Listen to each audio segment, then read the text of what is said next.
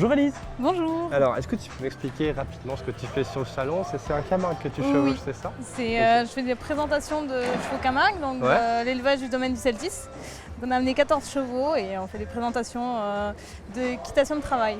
Donc tout ce qui est le travail du gardien, on n'avait pas les taureaux mais on a lâché les chevaux en liberté. On a pu le voir plusieurs fois pendant le salon et puis voilà. Et est-ce qu'il y a quelque chose en particulier qui est vraiment typique du Camargue au-delà du travail? Du travail, oui, c'est particulièrement de déplacer les troupeaux et puis après on monte en selle traditionnelle, on monte avec l'arnachement traditionnel. Quand on chevauche au Camargue, c'est toujours un peu particulier, non? C'est une équitation qui est traditionnelle, donc ça nous tient à cœur de garder la tradition, tout ce qui a été inculqué depuis plusieurs décennies. Et c'est ça qui te plaît justement de se dire que tu perpétues cette tradition, et pourquoi? C'est parce que tu es depuis toute petite dans le monde du cheval ou Depuis petite, je suis dans le monde du cheval et j'ai toujours aimé les chevaux Camargue. Après moi je viens de Bordeaux et j'ai connu Karen il y a 3 ans et j'ai acheté Flocon, là, celui-là, un petit jeune que j'ai débourré qui a 4 ans. Et après il y a tout ce qui est le travail avec le cheval qui est passionnant et particulièrement l'équitation de Camargue, ça m'a toujours passionné. Et quand tu disais de la présentation de chevaux ou de les lâcher en liberté, c'est juste comme ça, vous les laissez s'amuser, ils s'éclatent, ils sont sur la carrière par exemple et ils se baladent? Non, après on essaye d'avoir un travail construit et de les amener vraiment là où on veut. Donc on peut les laisser tranquilles, s'éclater tout seul dans la carrière. Ou alors après on peut dire tiens on va déplacer le troupeau à tel endroit, tel coin, on va le laisser tranquille à tel coin.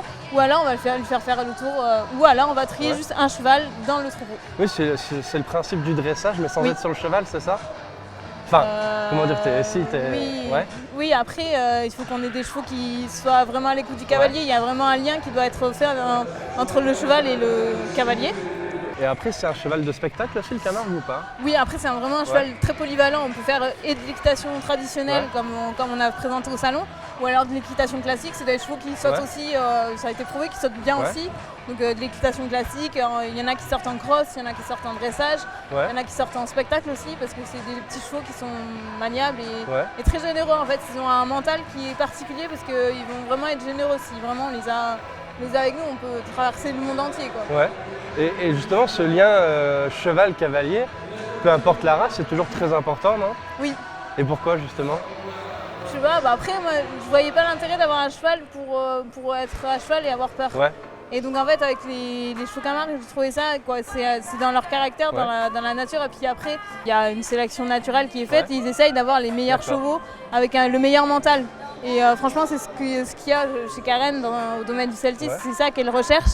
Et franchement, c'est des chevaux partout. Lui, il a 4 ans, là, il y a l'année dernière au salon, il n'était pas débourré. Et là, il est là. Et voilà. Merci beaucoup. Avec plaisir. Puis bonne fin de journée. Merci, à l'année prochaine. À l'année prochaine.